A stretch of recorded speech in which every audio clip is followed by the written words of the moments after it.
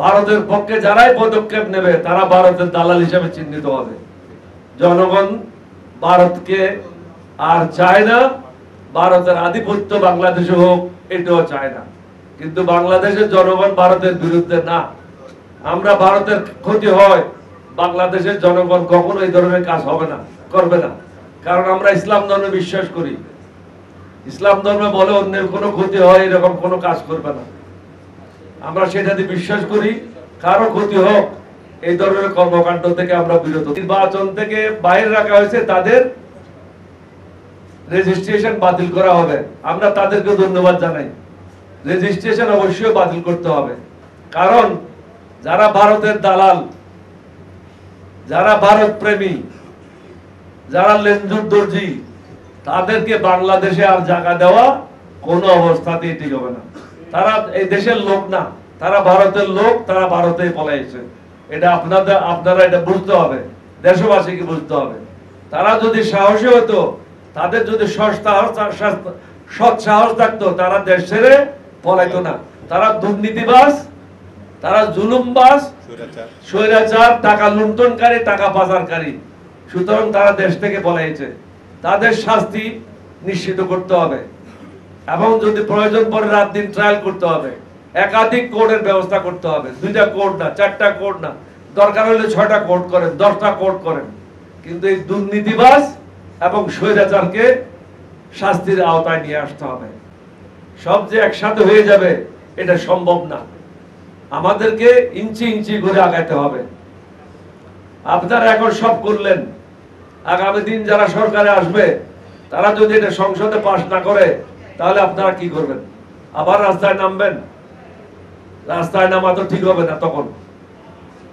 কারণ আমাদের একমাত্র লক্ষ্য হবে সুষ্ঠু, অবাধ এবং নিরপেক্ষ নির্বাচন, নট ইনক্লুসিভ। আমি আবারই বলি, দেশদ্রোহীদেরকে অংশগ্রহণ করার কোনো সুযোগ দেওয়া হবে না। তাকে আওয়ামী লীগের আমলে কি হয়েছিল?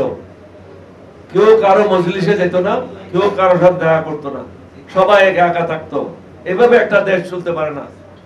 সবাইকে ঐক্যবদ্ধ ভাবে দেশকে এগিয়ে নিয়ে যেতে হবে, জাতীয় ঐক্য গড়ে তুলতে হবে। পিয়ার পদ্ধতি এখানে গুরুত্বপূর্ণ না। এখানে গুরুত্বপূর্ণ হলো অবাধ, সুষ্ঠু এবং নিরপেক্ষ নির্বাচন।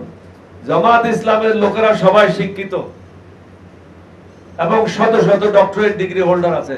তাদেরকে আমরা অনুরোধ করব, অযথা সমস্যা সৃষ্টি না করে সকলের সাথে মিলে এগিয়ে যাওয়ার জন্য। জনগণের কাছে ভোট প্রার্থনা করেন। জনগণ যাকে সমর্থন দেবে তারাই নির্বাচিত হবে। আজকে পত্রিকায় দেখলাম এখনো পর্যন্ত 48% ভোটার ঠিক করতে পারে নাই কাকে ভোট দেবে। সঠিক হোক আর বেঠিক হোক, অর্থাৎ এটা তো আমলে নিতে হবে। আমলে নিয়ে আমাদেরকে কাজ করতে হবে। তাদেরকে ভোটের দিকে আনার জন্য আমাদেরকে কাজ করতে হবে। জনগণকে নির্বাচনমুখী করার দায়িত্ব হলো রাজনৈতিক দলগুলির। বিনিয়োগ সম্পূর্ণ বন্ধ, বিনিয়োগ আনার ব্যবস্থা করতে হবে, না হলে দেশের অবস্থার উন্নতি হবে না এবং যে বেকার সমস্যা সৃষ্টি হয়েছে সেটার থেকে আমরা বের হতে পারবো না। আমরা আশা করি আপনাদের মাধ্যমে সমগ্র দেশবাসী এলডিপির কি বক্তব্য সেটা শুনবে এবং সরকারও যে সমস্ত জায়গায় প্রয়োজনীয় ব্যবস্থা নেওয়ার প্রয়োজন তারা সেই ব্যবস্থা নেবেন। আমি সবশেষে আবার বলবো, প্রত্যেকটা রাজনৈতিক দলকে তাল বাহানা না করে, যে জন্য গত 15 বছর আমরা আত্মত্যাগ করে রাস্তায় ছিলাম, এই নির্বাচনটা যেন সুষ্ঠু হয় সেটা নিয়ে আমরা কাজ করি।